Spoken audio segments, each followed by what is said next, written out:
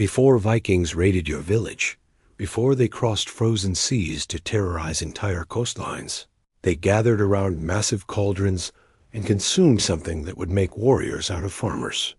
What you're looking at isn't wine. It's the blood soup that turned ordinary Norsemen into the most feared raiders in history. Today, AI is revealing the darkest secret of Viking cuisine, and trust me, it's more terrifying than any Hollywood movie dared to show.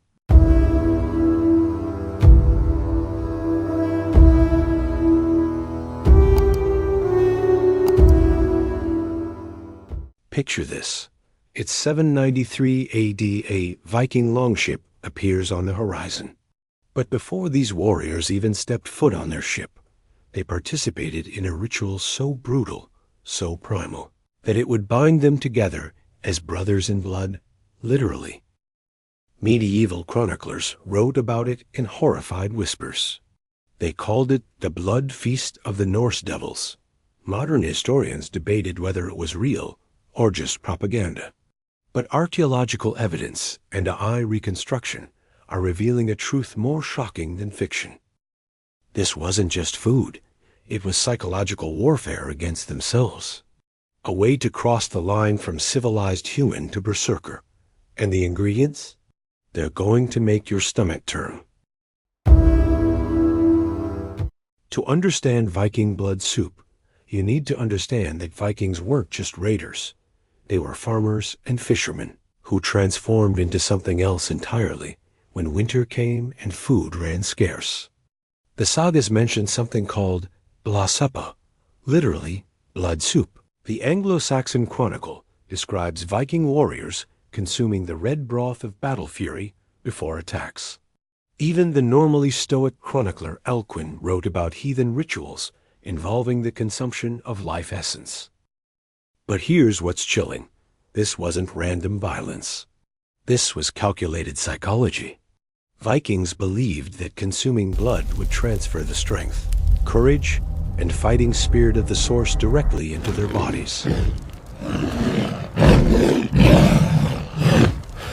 Archaeological excavations in Norway have found massive iron cauldrons capable of feeding entire war bands with chemical residue that confirms our worst suspicions. They also found specialized ladles with holes, designed specifically for blood-based broths. Using AI, we can now piece together exactly what Viking blood soup looked like, smelled like, and how it was prepared. And I'll warn you, this gets dark fast. We fed the AI every piece of evidence. Saga descriptions, archaeological findings, chemical analysis of residue. Even ethnographic studies of similar practices in other warrior cultures. What emerged was a complete picture of Norse blood cuisine. The AI reveals that Vikings had different types of blood soup for different occasions. Training soup for young warriors, battle soup for raids, and victory soup for celebrations. Each had specific ingredients and preparation methods.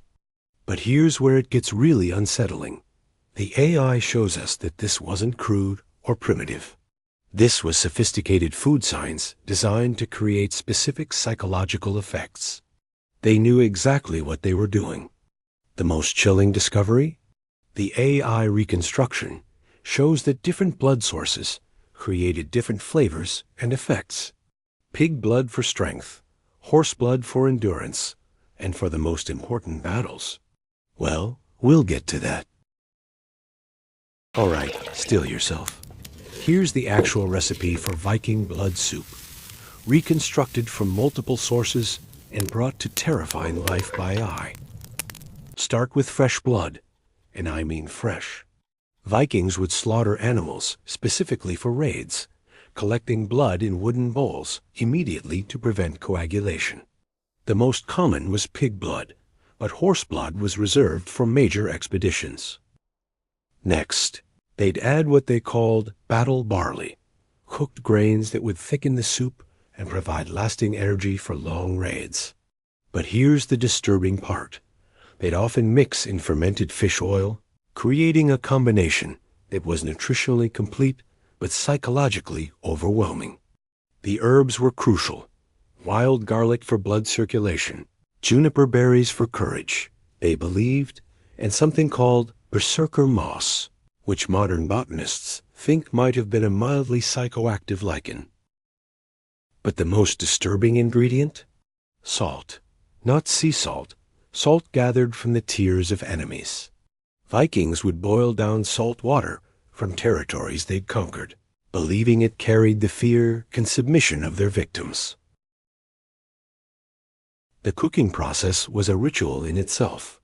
The soup had to simmer for exactly the time it took to sharpen every weapon in the warband. No longer, no shorter. And it had to be stirred only with weapons, never with cooking utensils. Here's where Viking blood soup gets absolutely insane. This wasn't just a meal. It was the foundation of their entire military psychology. Vikings believed that sharing blood soup created an unbreakable bond. If you fled from battle after drinking with your warband, you'd be cursed forever. It was literally a blood oath you could taste. The soup had to be consumed in a specific order. Chiefs first, then experienced warriors, then newcomers. But here's the terrifying part. Newcomers had to drink from the same bowl as someone who died in battle, if possible. Modern nutritionists who've analyzed the reconstructed recipe say it was actually brilliant war food, high in iron, protein, and calories, with ingredients that would sustain energy for hours. But the psychological effect was the real weapon. The most chilling discovery?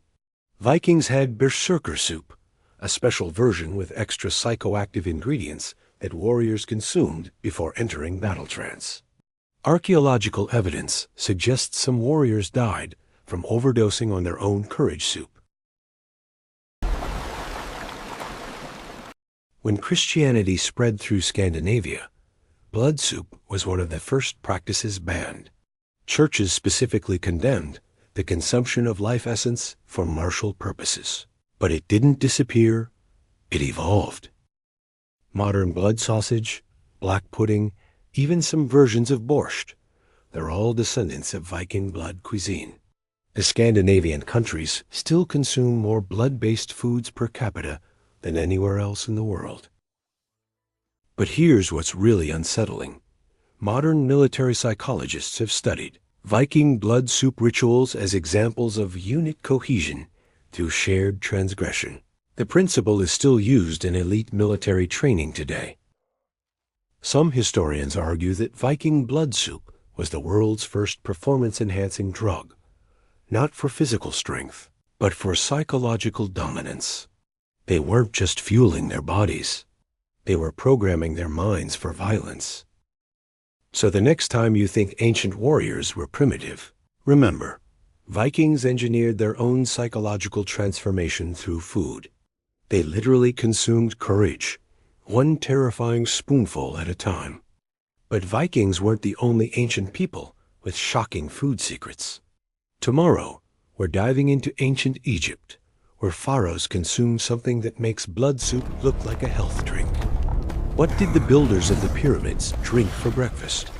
The answer involves fermentation, intoxication, and enough calories to move stone blocks. Hit subscribe, because this historical food journey is about to get even more bizarre.